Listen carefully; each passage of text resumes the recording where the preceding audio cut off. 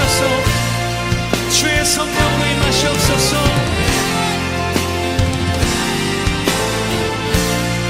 창조의 아버지,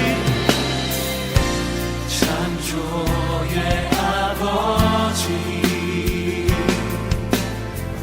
그 섭리 보이사 택하신 세대 일으키어 이 땅을 고치소서. 주의 크신 능력, 주의 크신 능력, 만물이 사모하니 성령의 기름 부어주사 이 시간 임하소서. 주 영광 여기 임하사 열방 향해 그 빛 비추소서. 주의 얼굴 구할 때 주의 향기 머무소서. 주의 향기 머무소서. 열방의 통치자, 열방의 통치자, 온 세상이 보리라.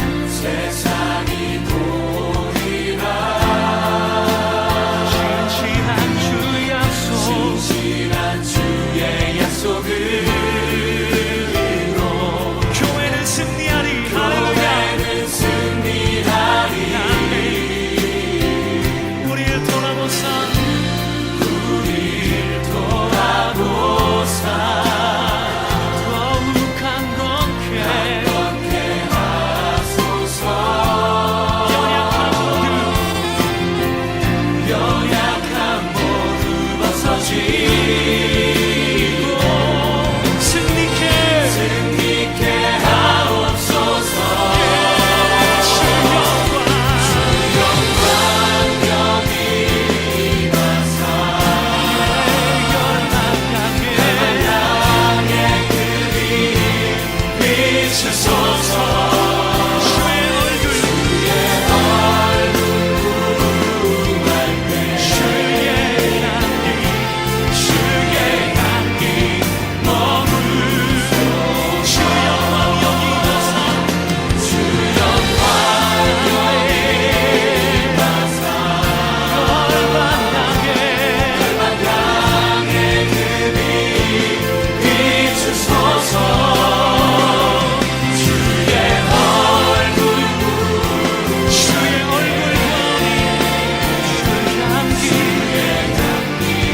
머무소서. 주의 나라가 임하옵시며 주의 나라가 주님의 뜻이 이루어지리라. 이 땅 가운데 하나님 영광 보이소서. 주의 나라가 임하옵시며 선포합시다. 주의 나라 12월 4일 IMB 국제선교기관 라티문 선교 위한 특별 6.19 온전한 기도에 오신 여러분을 환영합니다. 오늘 함께 묵상하실 성경구절은 창세기 1장 26절부터 28절까지의 말씀입니다. 제가 봉독하도록 하겠습니다. 하나님이 이르시되 우리의 형상을 따라 우리의 모양대로 우리가 사람을 만들고 그들로 바다의 물고기와 하늘의 새와 가축과 온 땅과 땅에 기는 모든 것을 다스리게 하자 하시고 하나님이 자기 형상 곧 하나님의 형상대로 사람을 창조하시되 남자와 여자를 창조하시고 하나님이 그들에게 복을 주시며 하나님이 그들에게 이르시되 생육하고 번성하여 땅에 충만하라. 땅을 정복하라. 바다의 물고기와 하늘의 새와 땅에 움직이는 모든 생물을 다스리라 하시니라. 아멘. IMB 국제선교주간 라티문 성탄헌금을 준비하며 알게 되는 두 가지가 있습니다. 먼저는 한 해의 끝자락이 왔구나라는 것과 우리가 잊지 말아야 하는 것은 선교사역이라는 것을 다시 기억나게 합니다. 선교라는 것은 교회의 어떤 사역 중 일부거나 학문적으로 정의할 수 있는 것이 아닙니다. 그 이유는 하나님께서 모든 만물을 지으시고 하나님의 형상으로 창조하신 인간에게 주신 사명이기 때문이지요. 선교는 복음을 듣고 구원받아 그리스도인으로서 살고자 하는 모든 이들에게 주어지는 특권이자 목적, 그리고 삶의 방향이라고 할 수 있습니다. 하나님께서 인간을 창조하신 목적이 선교라고도 할 수 있지요. 선교에 대한 설명으로 오늘 설교의 핵심 내용을 이미 말씀드렸다고도 할 수 있는데요. 선교는 앞서 말씀드렸다시피 그리스도인 중에서 특정 사람들에게만 주어진 사명이 아니라 모든 그리스도인들에게 주어진 하나님의 명령입니다.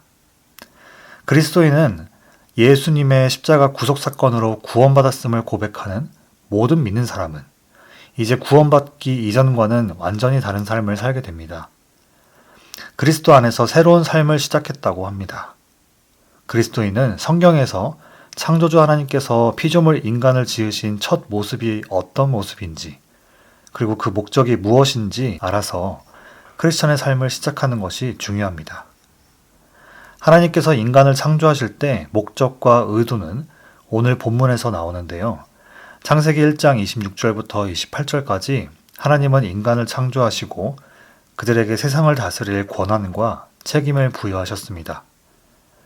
일반적으로 우리가 잘 아는 성경에 기록된 창조주 하나님께서 피조물인 인간을 만들었을 때의 모습입니다. 26절입니다.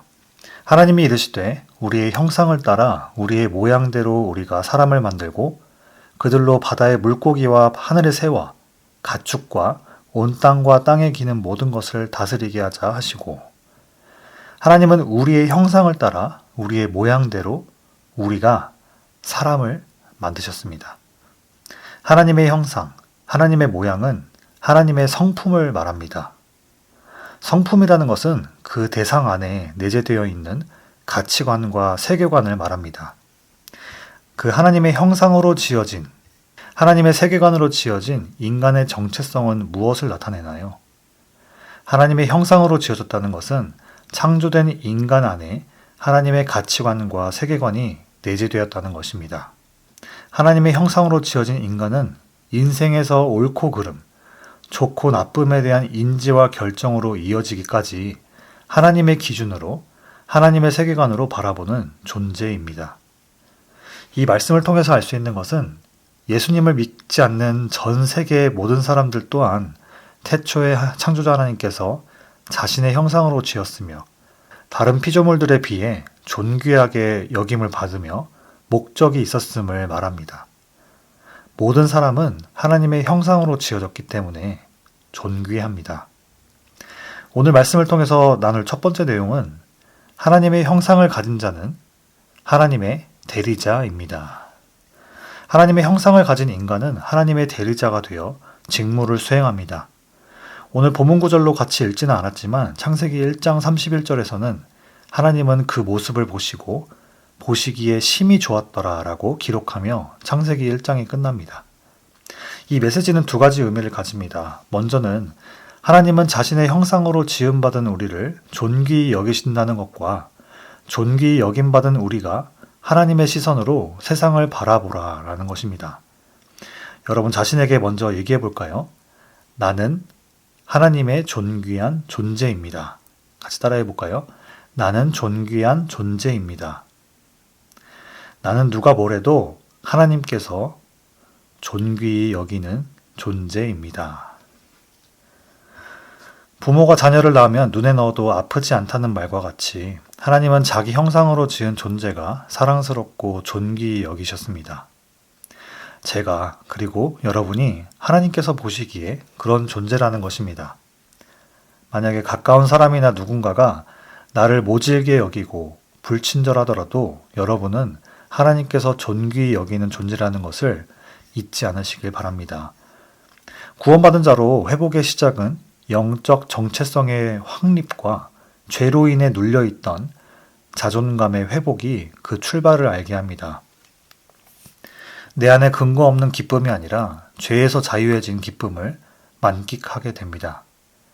하나님은 자신의 형상으로 지어졌지만 죄와 허물로 죽을 존재였던 모든 인류를 구원하시기 위해 독생자를 이 땅에 보내시고 십자가에서 죽으심으로 자신의 사랑을 확증시키셨습니다.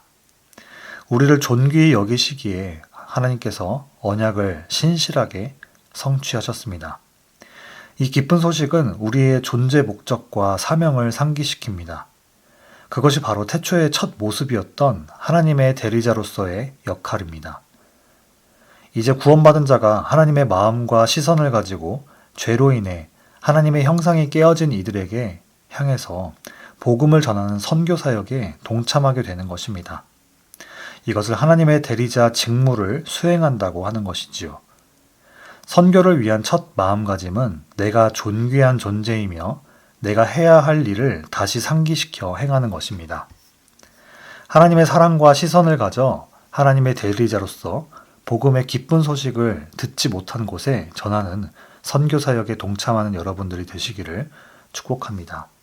본문 26절 앞부분이 정체성 회복과 목적을 알겠다면 26절 후반부부터 27절까지는 하나님께서 위임하신 선교 사역을 어떻게 해야 하는지 알려주십니다. 그들로 바다의 물고기와 하늘의 새와 가축과 온 땅과 땅에 기는 모든 것을 다스리게 하자 하시고 하나님이 자기 형상 곧 하나님의 형상대로 사람을 창조하시되 남자와 여자를 창조하시고 하나님은 하나님의 형상으로 지어진 사람에게 주신 명령은 모든 만물을 다스리고 관리하는 사명을 맡기셨습니다. 이것은 선교의 책임과도 연결이 되는데요. 자존감 회복은 자신감으로 이어지게 되고 하나님의 관점과 시선을 가지면 세상의 지혜보다 높으며 놀라운 비밀을 가지게 됩니다. 이것을 나를 위해 사용할 경우에는 권력으로 군림하게 되지만 우리 마음에 하나님의 마음을 품고 살아간다면 하나님의 질서와 뜻대로 잘 다스리게 되지요. 사람은 하나님의 뜻과 목적을 알아 이 땅에 하나님의 피조물들을 다스리도록 대리자로 부르심과 보내심을 받았습니다. 오늘 말씀을 통해서 나눌 두 번째 내용은 하나님의 대리자는 세상을 다스리는 책임을 받았습니다. 구원받은 이들은 하나님의 대리자이지 하나님이 아닙니다. 우리는 하나님의 형상으로 지어져 모든 만물을 다스릴 권세는 이어받았지만 우리의 뜻대로 하라고는 하지 않으셨습니다.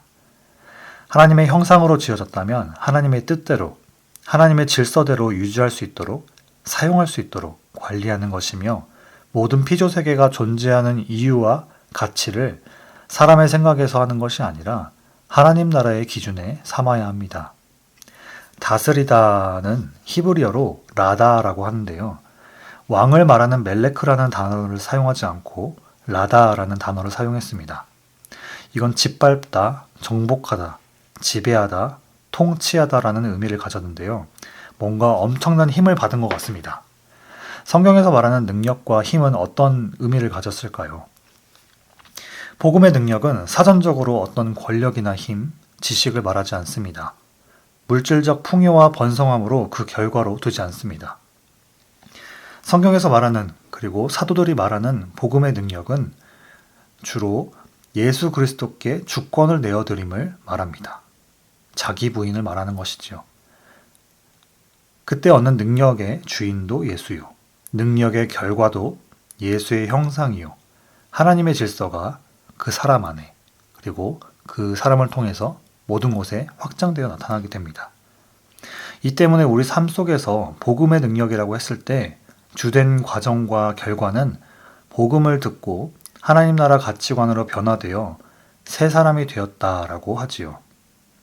복음의 능력은 죄인의 시선과 가치관으로 살았던 사람의 인생이 180도 변화되는 것을 말합니다. 세상적 기준으로 결과로 나타나는 게 없다고 생각할 수 있지만 이 변화는 여러 회복과 많은 도전들 그리고 소망의 시작을 보여줍니다. 앞서 말한 다스리다의 원어 라다, 정복은 복음을 가지고 죄로 인해서 깨어지고 막힌 세상 속에 죄의 허물을 걷어내고 회복하게 합니다. 또한 진리가 아닌 비진리들을 짓밟아 정복하고 하나님의 나라가 세워지는 주권의 회복을 말합니다. 굉장히 추상적으로 말씀드렸는데요. 쉽게 얘기 드리겠습니다. 우리는 하나님의 형상으로 지어졌습니다. 근데 각자 자라온 배경과 환경이 다르죠. 우리는 같은 피부색을 가진 같은 민족이라 할지라도 어떤 부분에서는 타 문화권 사람입니다. 여기서 말하는 문화는 다양한 문화들을 포괄해서 얘기합니다. 먼저는 세대 차이도 있을 수 있고요.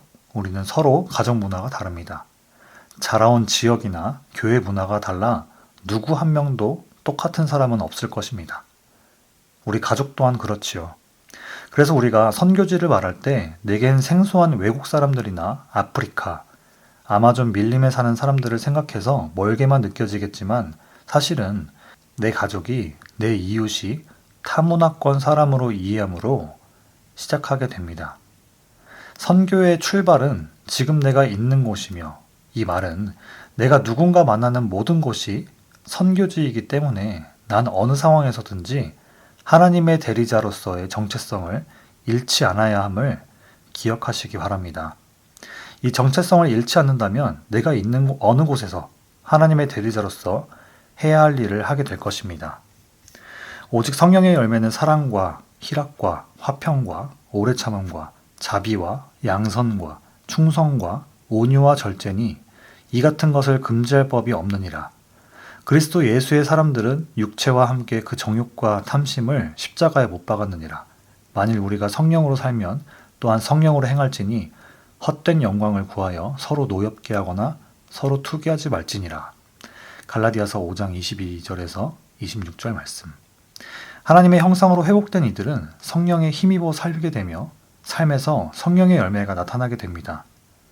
이것은 예수를 닮은 성품의 변화이자 삶에서 나타나는 열매들을 말합니다. 하나님의 대리자는 성령의 열매를 맺는 사람이라고 할 수 있습니다. 성령의 열매 맺는 사람은 인간관계에서 나 자신이나 타인을 소외시키는 것이 아니라 사랑으로 관계를 회복하고 연합합니다. 그리고 이 땅에 염려와 여운이 남아서 탐심을 부린다거나 절제하지 못하는 것이 아니라 하늘나라의 가치를 두고 또한 주어진 것에 성실하며 귀하게 여길 줄 알고 감사와 만족을 하는 삶을 살게 될 것입니다. 그런 성품의 변화와 성령의 열매를 가진 하나님의 대리자 한 명을 통해서 어떤 것이 변화가 될까요? 가정이 변화가 됩니다. 공동체가 변화가 되고 사회가 변화가 됩니다. 하나님의 대리자로서 하나님의 세계관을 갖고 하나님의 질서를 안다고 해서 사람의 성품의 변화가 아무것도 아닌 것처럼 느껴지지만 한 사람의 변화는 나비 효과처럼 많은 것을 변화시킵니다. 이것이 복음의 능력이며 하나님의 대리자로서 정체성이 변화된 한 명의 그리스도인으로서 하나님의 선교 사역에 동참하게 됩니다. 하나님의 대리자의 선교적 마인드는 예수를 닮은 선한 변화를 가져오며 복음의 능력으로 죄의 권세를 짓밟고 하나님의 피조 세계를 다스리게 됩니다. 하나님의 대리자로서의 직분 회복과 책임을 다하여 주님의 뜻이 오늘 하루 여러분들의 삶에 나타나시기를 축복합니다. 28절입니다. 하나님이 그들에게 복을 주시며 하나님이 그들에게 이르시되 생육하고 번성하여 땅에 충만하라. 땅을 정복하라. 바다의 물고기와 하늘의 새와 땅에 움직이는 모든 생물을 다스리라 하시니라. 오늘 말씀을 통해 나눌 마지막 내용은 하나님의 대리자는 선교로 하늘의 열매를 맺습니다. 창세기 1장 28절의 이 명령은 신약으로 와서 마태복음 28장 18절부터 20절 말씀으로 연결되는데요. 모든 민족과 사람들에게 복음을 전파하고 하나님 나라에 확장하는 사명으로 이어지게 됩니다. 창세기 1장 28절에 나오는 생육은 열매를 맺다, 결실을 맺다, 풍부하다의 의미를 가지고 있습니다. 번성하라의 명령은 증가하다, 충분하다, 쌓다의 의미를 가지고 있습니다. 충만하라의 명령은 채우다, 성취하다, 완성하다, 가득하다의 의미를 가지고 있습니다. 정복하라, 다스리다라의 그 히브리어 단어는 또 둘 다 다르긴 하지만 둘 다 짓밟다, 복종시키다의 의미를 가지고 있습니다. 이것을 해석해 보자면 하나님 나라의 피조물들의 열매를 맺음은 사람의 노력으로 결실을 맺어라 라는 말이 아닙니다. 그건 창조주의 목적이 아니지요. 창조주 하나님의 목적은 복음이 이 땅에 흥왕하는 것입니다. 이 모습으로 사도행전 12장이나 19장에서 바울을 통해 하나님의 말씀이 흥왕하는 모습이 나오는데요. 복음이 없는 곳에 하나님의 말씀을, 예수 그리스도의 복음을 선포하니 그곳에 하나님의 공의와 정의를 선포하는, 즉 호세아 10장 12절과 같이 공의를 심어서 인애를 거두는, 하나님의 말씀이자 질서이며 하나님의 통치가 세워질 때 하나님의 완전한 인애, 원어로 헤세드라고 하죠. 하나님의 통치가 있는, 하나님의 다스림과 보호하심이 있는 인애를 거두게 됩니다. 하나님의 대리자들이 뿌리는 그리고 전하는 것은 예수 그리스도의 복음이요, 이들이 궁극적으로 거두는 것은 하나님의 열매로서 복음에 반응하는 믿는 자들, 그리고 복음으로 변화되는 공동체, 즉 가정과 지역사회, 열방의 변화도 포함될 것이라 믿습니다.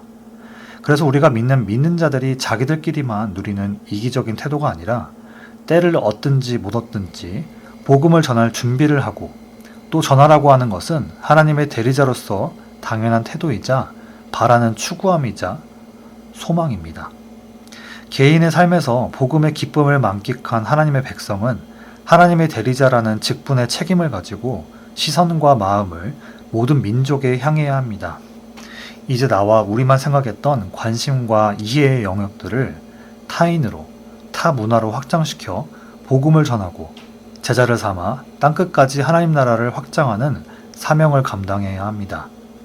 내게 익숙했던 곳에서 예수님의 복음을 전하고 가르치는 사역에 집중하게 되었다면 이제 그 영역을 넓혀서 예수님의 제자를 삼는 사역을 땅끝까지 나아갈 수 있도록 소망을 품게 됩니다. 이것이 하나님 나라가 땅끝까지 확장되는 것을 말합니다. 오늘 말씀을 마무리하려 합니다. 창세기 1장에서 창조주 하나님께서 사람을 처음 지은 목적과 명령의 의미를 되돌아보며 선교에 대한 마음가짐을 함께 묵상했습니다. 창조의 목적을 성취하는 것은 개인의 삶 속에서 복음 선포, 즉 예수님을 닮은 삶을 살아내는 것을 시작해야 합니다. 그리고 믿지 않는 사람들에게 복음을 전할 기회를 찾고 하나님 나라의 확장을 통해 이루어지게 될 것입니다. 나라는 한 명의 존재가 하나님의 형상의 회복을 통해서 하나님은 그 한 사람을 통해 주님 나라를 이뤄 가십니다. 여러분들의 오늘의 삶에서도 창조주 하나님의 창조 목적을 발견하시고 사명을 다시 다짐하시며 잃었던 복음의 열정, 선교의 마음이 회복되어 여러분의 가정과 학교와 일터에서 그리고 선교지까지 하나님의 나라가 확장되는 소망을 품고 열매를 맺는 하루가 되시기를 축복합니다. Together we share the good news of Jesus with people and in places where it has never been heard. Lostness is the world's greatest problem, but God has provided a solution, and that solution is the gospel. And together we are reaching the nations.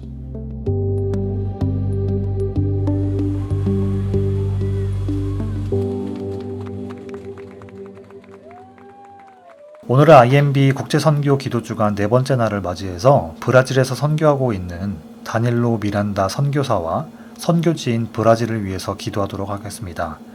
먼저 다닐로 미란다 선교사는 10대 시절 IMB 선교사 마크 존슨을 통해서 복음을 받아들였고 제자훈련을 받았습니다. 다닐로는 미국에서 신학교를 졸업한 후에 그는 캐서린이라는 아내와 함께 브라질로 돌아와서 브라질의 원주민들 가운데서 선교를 시작했고 현재는 브라질 전역의 교회와 선교기관을 동원하여 복음 전파에 앞장서고 있습니다. 이처럼 다닐로는 브라질에서 시작된 선교 동원이 국제적 차원으로 확대되도록 이끄는 데 중요한 역할을 하고 있습니다. 다닐로의 아내 캐서린은 브라질에서 IMB 선교사 자녀로 자랐습니다. 그녀는 다양한 문화권의 팀이 함께 일하는 것이 얼마나 중요한지 잘 알고 있으며 그것은 그리스도의 몸을 세상에 반영한다고 말합니다. 비록 타 문화권을 가졌더라도 같은 믿음과 목표를 가진 믿는 자들과 선교사님들과 함께 일하며 비그리스도인들에게 복음을 전하고 건강한 교회를 세우는 것에 대해 많은 것을 배운다고 합니다. 다닐로 선교사와 그의 아내 캐서린은 리우에서 복음을 전하기 위해 본국을 떠날 것을 고려하는 학생과 젊은 목회자 가족들과 이야기를 나누면서 하나님께서 복음을 전하기 위해 젊은 선교사들 양성사역에 집중하고 있습니다. 브라질에서 선교사역하고 있는 다닐로 선교사님을 위해서 같이 기도하겠습니다. 먼저는 다닐로 선교사님처럼 브라질의 젊은이들이 복음을 듣고 예수님의 제자가 되어 선교사역에 동참하기 위해 삶을 드리는 열매들이 많이 맺혀지도록 위해서 같이 기도하도록 하겠습니다.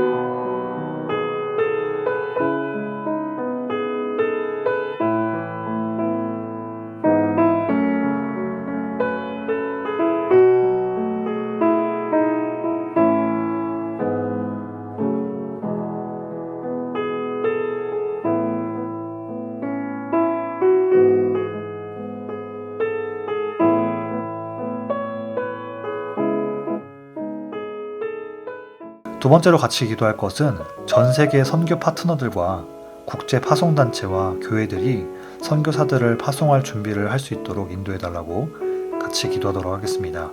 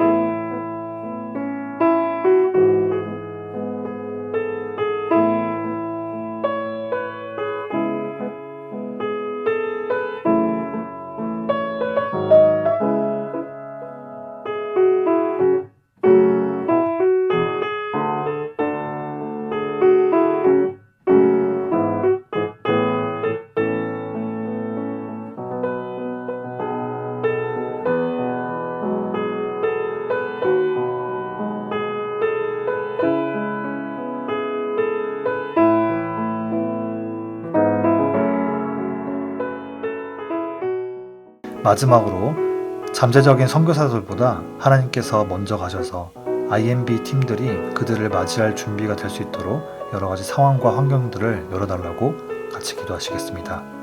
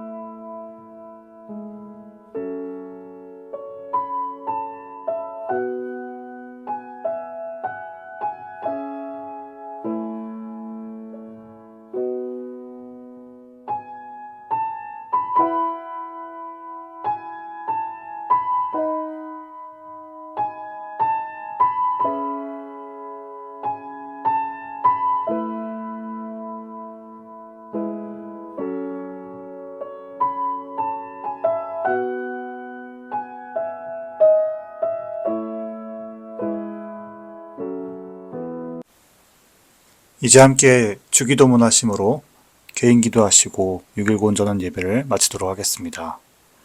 하늘에 계신 우리 아버지여, 이름이 거룩히 여김을 받으시오며 나라가 임하시오며 뜻이 하늘에서 이루어진 것 같이 땅에서도 이루어지이다. 오늘 우리에게 일용할 양식을 주시옵고 우리가 우리에게 죄 지은 자를 사하여 준 것 같이 우리의 죄를 사하여 주시옵고 우리를 시험에 들게 하지 마시옵고 다만 악에서 구하시옵소서. 나라와 권세와 영광이 아버지께 영원히 있사옵나이다. 아멘.